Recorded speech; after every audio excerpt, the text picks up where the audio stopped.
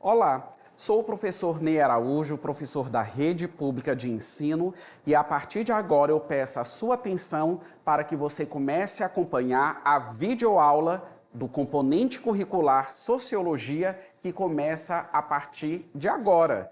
E como eu sempre comento, logo no início dessas videoaulas, sou até um tanto quanto repetitivo, mas é importante frisar e deixar claro a todos vocês qual a finalidade desta videoaula. Simplesmente ela tem como finalidade contribuir com o seu aprendizado, mas para um foco específico que você possui, que é um bom desempenho na prova do Exame Nacional do Ensino Médio. Por isso que não só a Sociologia, mas também vocês estão acompanhando videoaulas de outros componentes curriculares que apresentam esse objetivo. Nós estamos tratando de temáticas que são recorrentes na prova do Enem e assim contribuir com a sua preparação. E na Sociologia, uma temática muito recorrente e que eu vou estar tratando com vocês ao longo desta videoaula e mais outra videoaula é o tema do meio ambiente. Eu tenho certeza que você já percebeu que nesses últimos anos, não só no nosso país, mas no mundo inteiro, a pauta ambiental ela acabou ganhando grande proporção. O tema meio ambiente hoje é uma preocupação. E aí você pode me perguntar, você pode me questionar, professor Ney, por que essa mudança? Por que que hoje existem políticas públicas que estão voltadas às questões ambientais? Por que ocorrem palestras, eventos que inclusive nós temos representações do mundo inteiro para poder discutir a questão do meio ambiente? E eu vou explicar isso para você a partir de agora. Então preste bem atenção. Há muito tempo atrás, existe um pensamento comum, existe um tipo de ideologia que os recursos naturais, eles eram inesgotáveis. Ou seja, nós poderíamos extrair tudo aquilo que o meio ambiente pudesse proporcionar para o nosso bem-estar e para as nossas necessidades. Ou seja, a questão de explorar o meio ambiente. Só que percebam o seguinte, o desenvolvimento social, ele é um desenvolvimento um tanto quanto acelerado. O meio ambiente em si, a natureza, ela tem condições de se recompor? Possui essa capacidade? Sim, possui essa capacidade. Só que não na mesma velocidade que o progresso social apresenta. Então, quer dizer, a evolução da sociedade é muito mais rápido. A recomposição ambiental por conta própria é um processo que se dá, digamos assim, de uma forma muito lenta.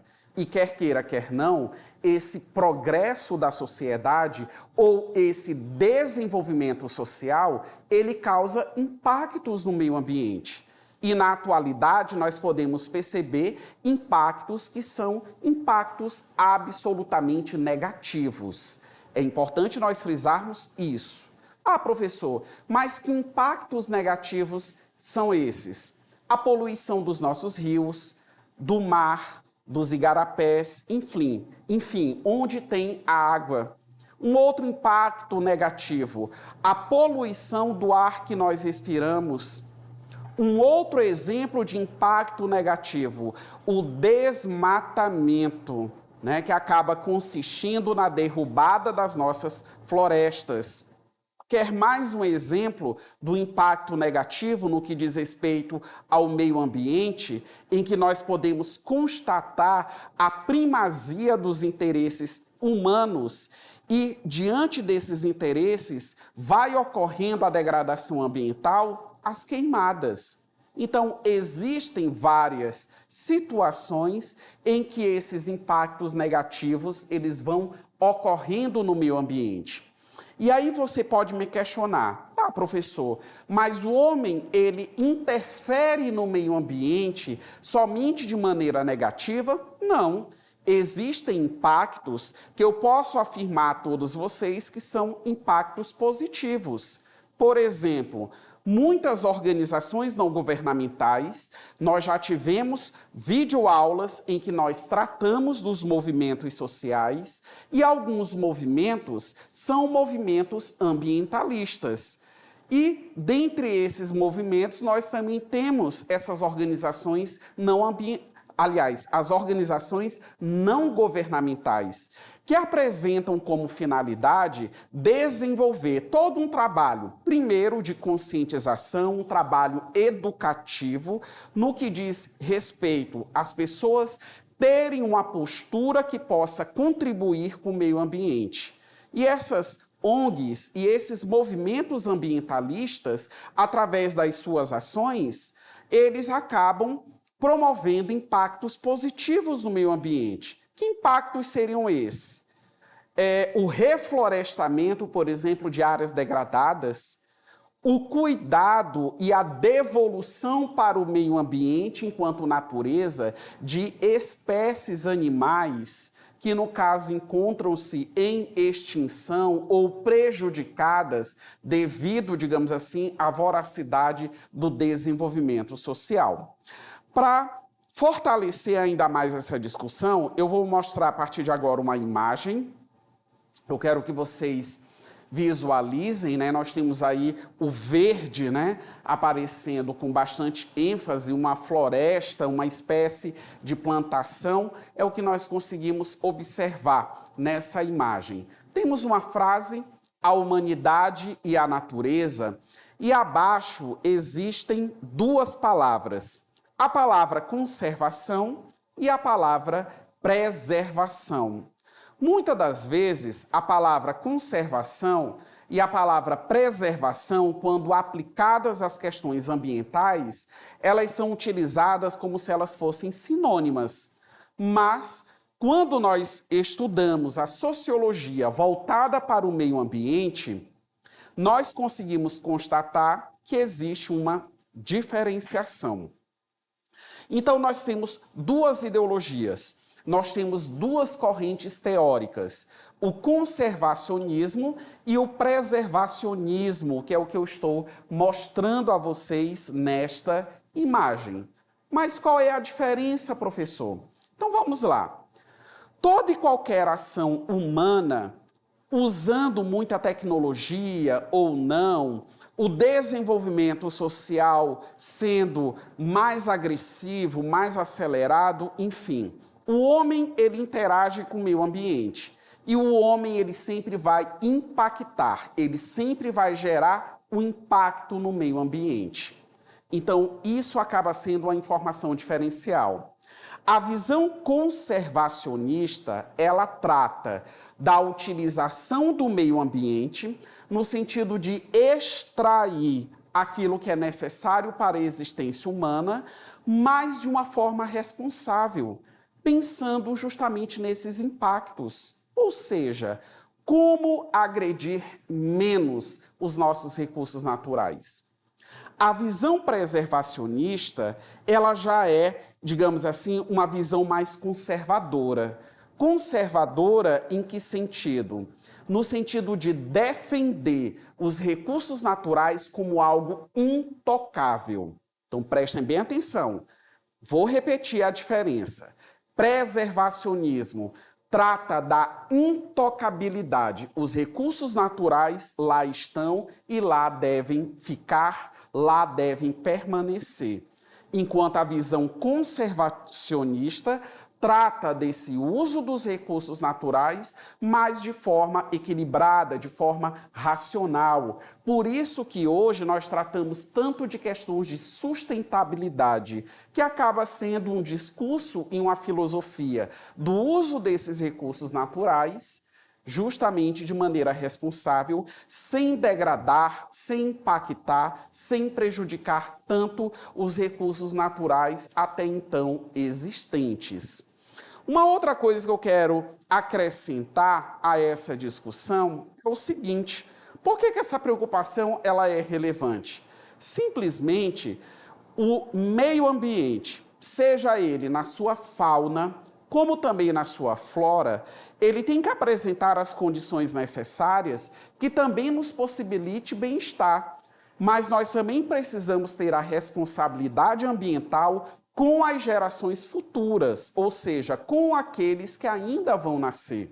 Então, essas pessoas elas precisam encontrar um meio ambiente. Seus filhos, seus netos precisam encontrar um meio social em que a questão ambiental seja salutar para aqueles que ainda vão viver.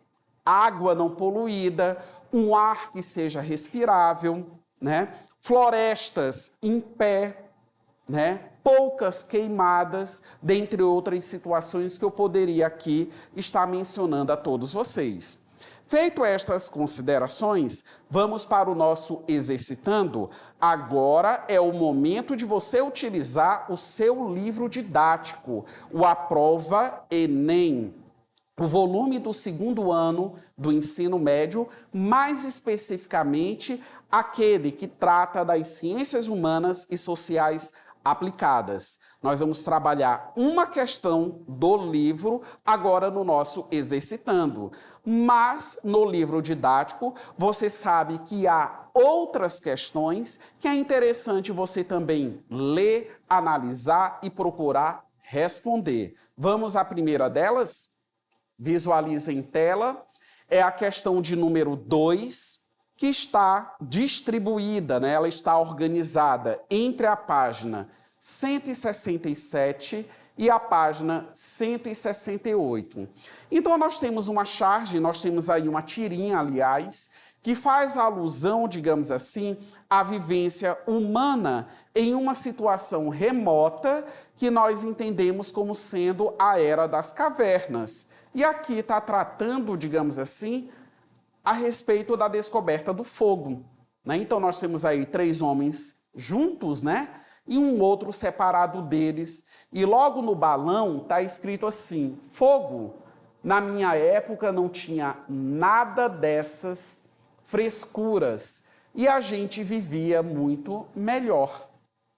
Bem abaixo nós temos um comando que diz o seguinte: a tirinha acima de Caco Galhardo é uma metáfora, letra A, da senilidade dos idosos que não são capazes de compreender as vantagens e inovações. B, do conflito de gerações que não consegue ser superado desde os primeiros agrupamentos humanos. Letra C, dos impactos objetivos e subjetivos decorrentes das transformações técnicas e sociais.